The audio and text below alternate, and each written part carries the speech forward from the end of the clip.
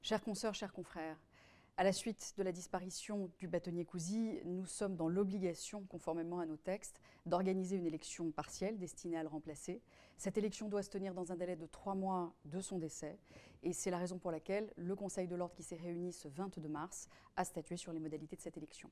Cette élection se tiendra donc en scrutin uninominal à 2 tours, le 31 mai pour le premier tour et le cas échéant le 2 juin pour le deuxième tour. Ce scrutin se fera par voie électronique, comme pour les élections générales. Et enfin, pour respecter la parité, nous avons ouvert ce scrutin aux confrères dès lors qu'il s'agit de remplacer le bâtonnier Cousy disparu.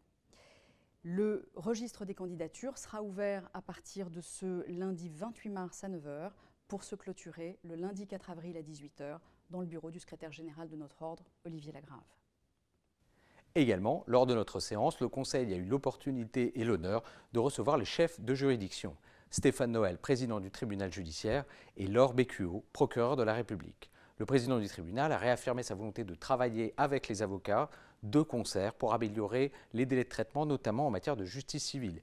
Car derrière la place du tribunal de Paris, il y a la place de Paris en elle-même et ses enjeux économiques et sociaux très importants pour la France.